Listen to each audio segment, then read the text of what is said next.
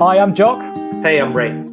You're listening to The Pig Wrestlers, a podcast where Ray and I are reviewing this book, Never Wrestle With A Pig by Mark McCormack. So, where are we at? So, I think we've talked a little bit about decision making, but I quite wanted to look at the bit about how to recover from a bad decision, which is on page 76. And I quite like the idea of, asking the question, should we continue? So one of the things that is strange is that we don't as often get the opportunity to do something entirely new. Usually we're iterating on something that already exists, or we're taking an idea and kind of doing the second or next version of it. So it's relatively infrequently that you get to do like sort of proper, greenfield stuff. And one of the things that when people do come to do that is because they do it so infrequently, they forget what it means. And when you're that early on in the stage of figuring out whether or not it's a worthwhile enough idea to bother chasing up with and actually building and turning into a business, there's that point in which you should be asking yourself, should we continue? Is this worthwhile? Does this satisfy the criteria for being a real problem for real people that they're bothered enough about for us to actually go and solve? And then is it worthwhile us solving that problem? And then last of all, can we actually turn that into a realistic business? No startup ever. Well, exactly. I know. Because you're kind of caught up in the idea. It's funny because people think it's just a startup-y thing. But in companies as well, it's like they do this ridiculous thing where, you allocate a bunch of budget to go and do this project, and delivering the project seems to be more important than actually delivering anything of value. Totally. When actually you could be just saving hundreds of thousands, if not millions of pounds worth of engineering development budget by saying, this isn't going to work. Let's not do this. Right. But and the worst part about it is people are saying it within the organization. It's just because a decision was made, you're now stuck with it. Somebody said something really interesting to me yesterday. If you go to the cinema, you bought the ticket, right? And then 15 minutes in, you're just not feeling it. It's not a good movie.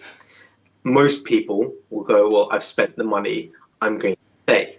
Whereas actually what you should be doing is getting up and going to do something else. Yeah, exactly. So it's perfectly the sunk cost fallacy. Right.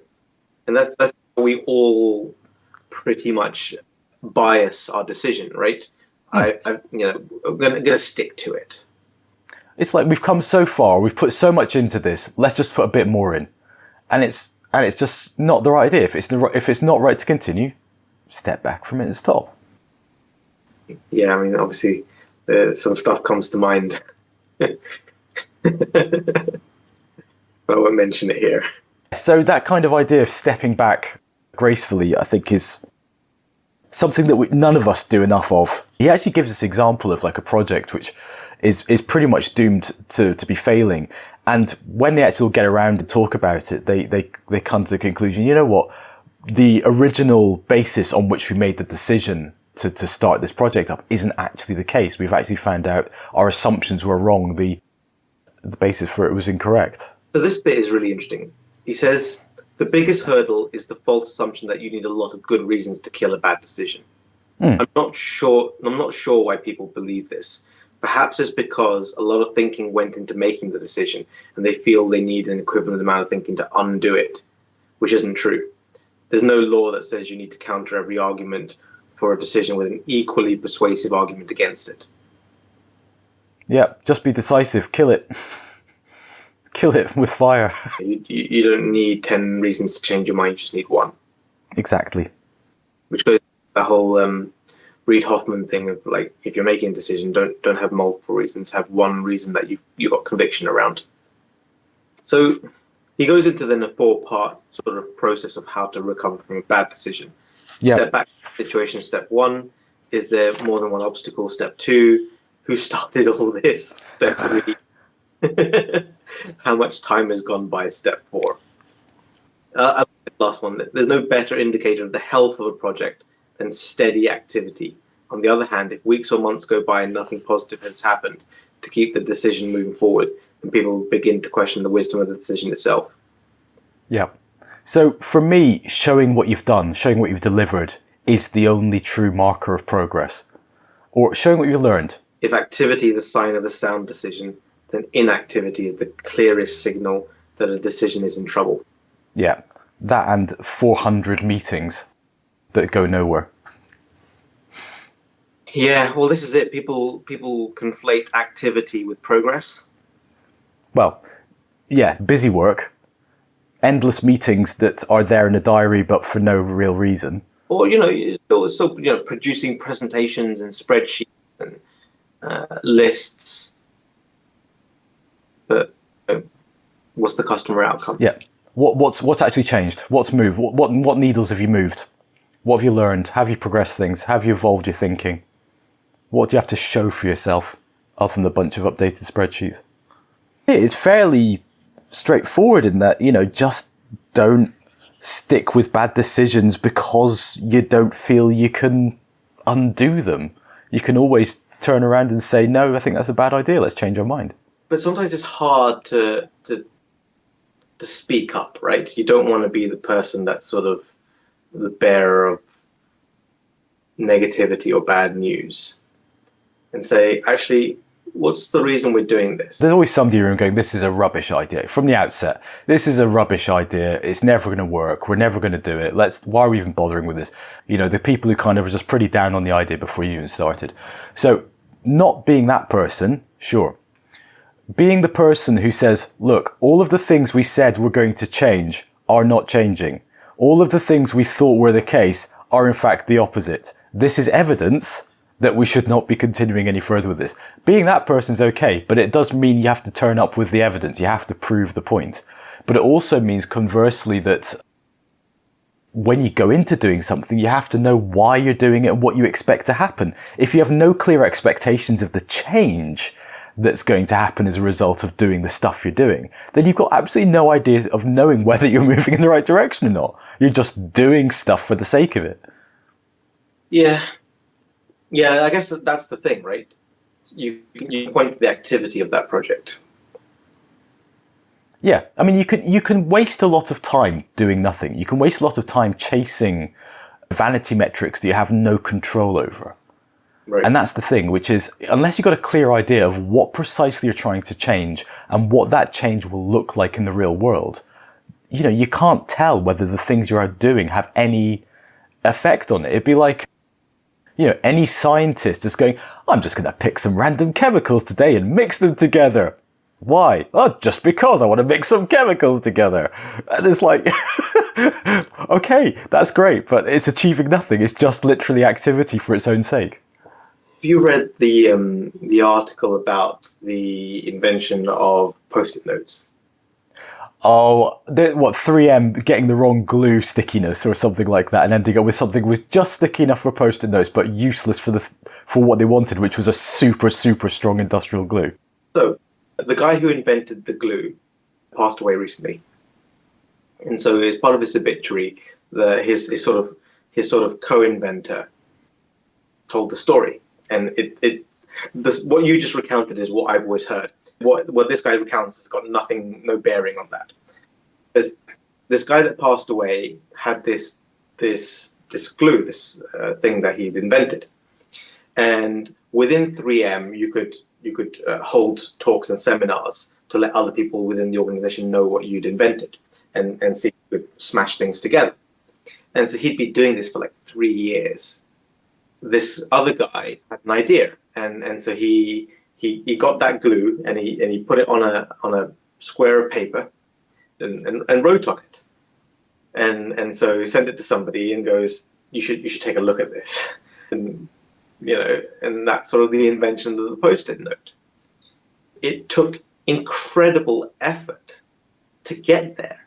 The guy that invented this thing didn't know what it could do yet, but he was saying, like, I think this is important. Come and work with me on this. And for 3 years, he was talking about this. But the thing is, he had created something. And so, you hear these stories about these inventors who are striving for something, and it just takes forever to get there. Like Dyson and his Vortex vacuum. I don't know if you've ever listened to any of the podcasts where James Dyson talks about his story. I'll share one so we can put it in the notes of the video. There's this podcast that is super enlightening about the journey he went through. And so it was no accident that he wanted to do this vacuum cleaner. So he had had success managing some other projects, one of which was around these vortexes, like big industrial ones. He put a few things together and said, this is the future. And there's this incredible journey. He's gone over 10 years to get this thing to market.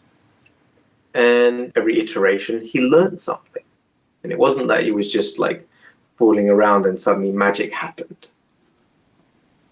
I'm feeling really achy because I was playing football last night. And without that ache, I'm not going to get better. And the reason I'm achy is because last week I didn't play as well as I could have. And so I went super hard last night to get better, to improve. And we don't pay enough attention. Like, I've been recapping that whole game and thinking about all the stuff we were doing that didn't lead to goals, wasn't effective. And the stuff that we did do that led to goals, that was effective. And if you asked anybody on the team, they'd be like, oh, we played really well, we were passing. And like, none of those passing moves down the left flank, as beautiful as they were, ever led to a clear goal scoring opportunity. None of them, not one. But it's what everybody on the team perceived was really good about what we did. You're chasing the vanity metrics. Right. What looks good, what looks flair versus what actually scores goals.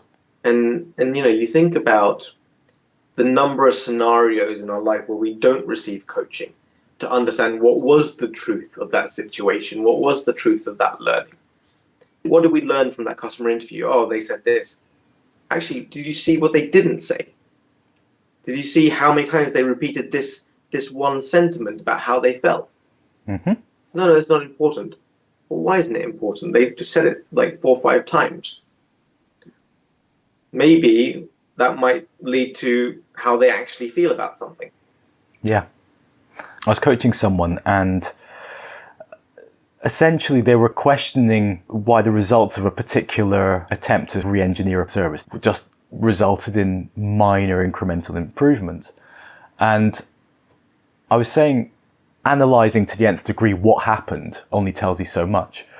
You have to be asking the question, well, why did that group of people only come up with incremental improvements? Was it they didn't have the skills to be able to figure out how to do it, which would be perfectly possible if, you know, you're asking them to do something that they don't have the capacity to do. It could be that they didn't understand what they're trying to achieve, or maybe it's just they didn't feel that they were allowed to make the kind of radical changes that he was expecting. How many times have you been given a brief from someone senior to say, I want you to do X, Y, Z, and when you actually go and do it, they go, not that much. So I was saying, you know, don't kind of belabor the actual results of the exercise. Question why it happened the way it did, and what could you do to make it happen differently next time. That's quite a difficult one because that's hinting at potential problems in the underlying culture of the organization. So is it a psychologically safe place that allows experimentation without punishing mistakes? It might be hinting at, and that may not be the case in that particular organization, but it could be hinting towards that kind of thing. It could be hinting to, you know, skills deficit in the people, or it could simply be that, you know, the kind of things he's asking maybe weren't communicated well enough to the group of people who are then tasked to do it. So there's kind of all sorts of different things at play which aren't necessarily directly alluded to by the result, which was some incremental improvements were made. But what do you do if you're in that situation and the culture of the place that you're in doesn't allow for you to communicate clearly, to be effective, to get support when you're asking for it, to be given time to complete something to its fullest extent? What do you do? So, well, I have a slightly skewed perspective of this because generally speaking, when I go in, I'm going in as a freelancer. And I have to go in with the attitude of saying, I'm here to slightly stir things up a bit. And the worst thing that can happen is I get canned and my contract gets terminated earlier than it was going to. So I kind of have to go in a little bit with the sense of I have nothing to lose, but I'm going to try and do the absolute best to get things to happen. And if that means kind of pushing things a bit harder, doing things that are not the done thing at that particular organization to get things to happen, then so be it. And if that kind of blows up in my face a little bit, then at least I've shown that it's possible, even if the result is I'm no longer working there anymore. So sometimes it's about just going and doing it and demonstrating the results. And then people going, oh, well, bad things didn't actually happen. The only reason we don't do things that way is because that's the way we've always done it. So demonstrating, when you circumvent the process and if nothing actually really bad happens, then maybe it's not such a bad thing after all. That's one way of doing it. I appreciate that when people are working in an organization actually want to keep their job, that is a much more difficult thing to do. So I quite like Tom Loosemore, who used to work at GDS, has quite a nice talk at the moment on YouTube called Changing the Weather in Your Organization. And it's really all about that fight to get things to happen when the prevailing culture is, in his case in government, was one of, oh, we couldn't possibly, or that's not going to work, or we don't do it that way. I can just visualize the advert for that book. Yeah. Is this your organization? And everyone's walking around with umbrellas, just dumping on them the whole time. Yeah. Wouldn't you like to work here? And the sun comes up. Essentially what he describes is moving fast enough so that, they can't catch up with you. In other words, using DevOps as a secret weapon to get stuff done. Because if you get stuff done and can actually demonstrate it working, then when you put it in front of someone, it's much harder for them to say, no, I don't want this, even though it's delivering exactly what I asked you to do in a really good way. That's really clever. I like that. But there's also an element of don't move so quickly that you outrun the organization and you just lose them behind you. You don't bring them along with you. I like that a lot. Because often I've now started defaulting to trying to over-communicate and over-ask for permission. And actually sometimes people just need to see what you're talking about. It is much easier to make the case for something that you can literally show them working. But that said, it doesn't necessarily absolve you from getting your wrist slapped if you've overstepped the mark too many times. Right. The trick is basically treading that balance between being a bit cheeky, getting it done, earning the trust that actually you can get stuff done, which gives you a bit more freer rein to then do that stuff on a more habitual basis without necessarily having the oversight quite as stringently. How an organization like 3M does it, where people have the freedom to sort of create and then go and find that serendipity within the organization to do more and smash stuff together, while still being a commercial organization that sells, tapes and glues and films and stuff.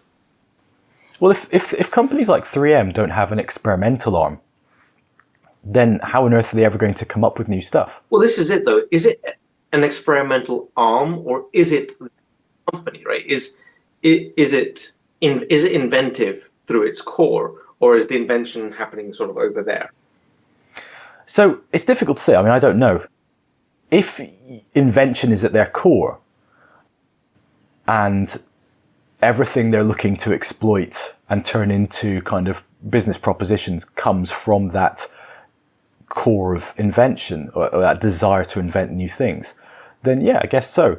Some other organizations have the inventive stuff happening on the side and only the things that look like they're going somewhere make it across into the commercialization side of things. Like Microsoft and Xerox PARC. Yeah. So I don't know if we've talked about it before, but it's like the Clayton Christensen thing about the innovator's dilemma, where essentially organizations are set up to be in one of two modes, either disruptive innovation or maintaining and sustaining. Okay? And if you're maintaining and sustaining, you're essentially trying to eliminate variance and increase efficiency. But if you're in disruptive innovation, you're accepting you're going to break things, you're going to lose productivity because you're trying out things you've not done before.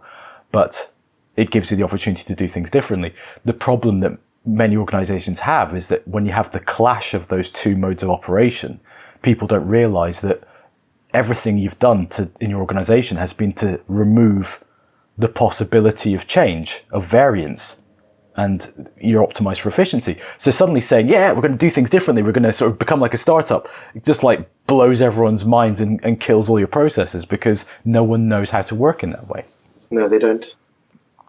But conversely, telling a startup to say, by the way, optimize for churning this out at scale, and it'll again blow their minds because they don't know how to yet.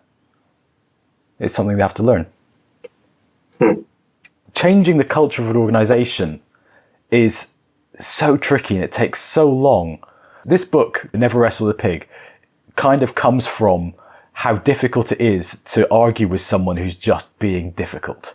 Yeah? And that's one person, just trying to change one person's mind and their viewpoint. What it says is you're not going to be able to change that person. And so multiply that by 1,000. Yeah, right. Because that's how many people are in an organization. You know, if you're trying to change the culture of a 1,000-strong organization, you're going to get a mix of people who are with you, don't get it, are completely against you, on the fence, just actively malicious, you know.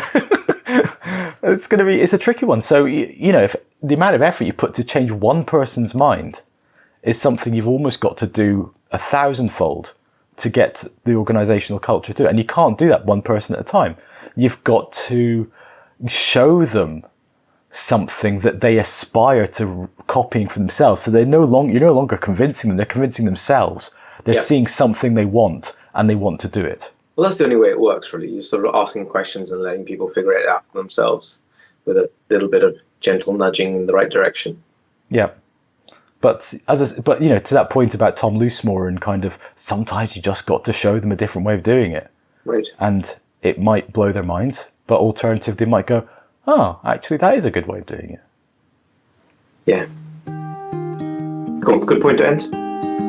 I think so. Great. You're listening to the Pig Wrestlers podcast. We're meant to be reviewing the book Never Wrestle With A Pig by Mark McCormack, but we don't always get around to it.